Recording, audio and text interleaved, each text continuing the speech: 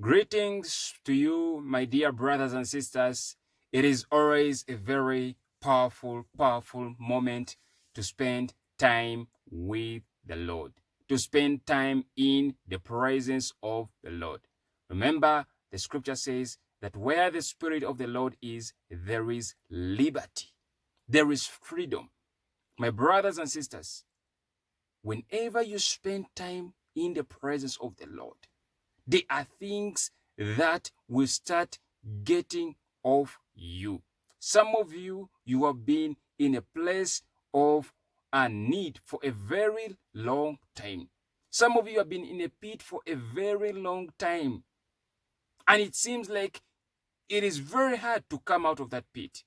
But I want to encourage you that God will bring you out of that pit. You see, Joseph was thrown into a pit, and his brothers thought that it was the end of him. But God found a way. That something came to their mind, and they decided to send him off to Egypt.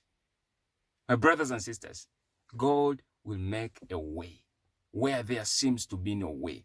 Today's word is they are regretting. There are people that did you wrong. People that spoke evil and ill about your life. People that falsely accused you. People that have fought against you. But now they are regretting. They have now realized that God has lifted you up. Some of you do not know that God has already lifted you up. Just because you are in a place where you are in need, just because you are in a financial problem, just because you are in a place where you need to pay for your rent, to take care of your day-to-day activities, just because you are facing problems at work, it does not mean that you are below. You are the head and never the tail. You are above and never beneath. Just because your boss is above you. In actual sense, when you look at your company, just because your boss has more levels ahead of you, it does not mean that in the spiritual realm is ahead of you. No. Some of you are giants in the spiritual realm. Some of you are warriors, men and women of valor, mighty men and women of valor, that when you speak a word, things happen. You just have to speak a word.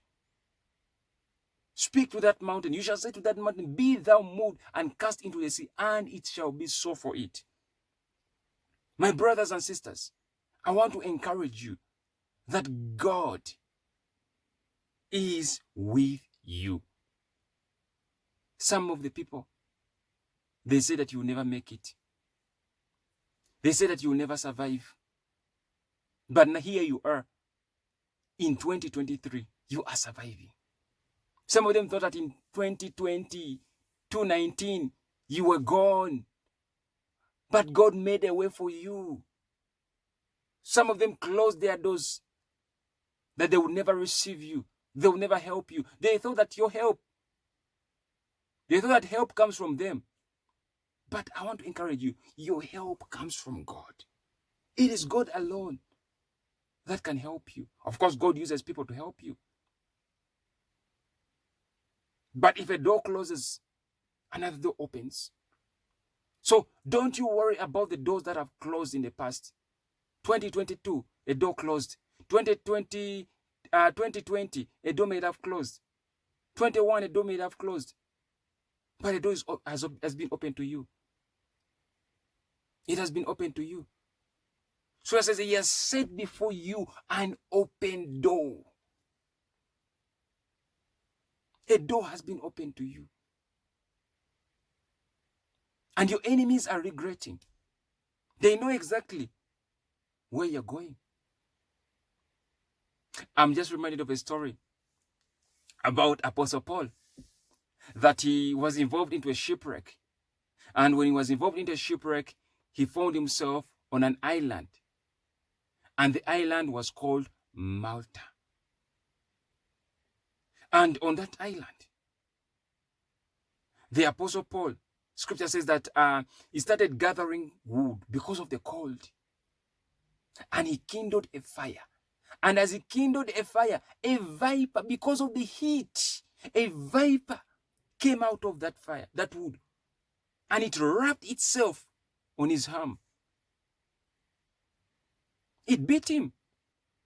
And those that the scripture says in the earlier scriptures that they first showed him unusual kindness, but those that had showed him unusual kindness, they changed the narrative.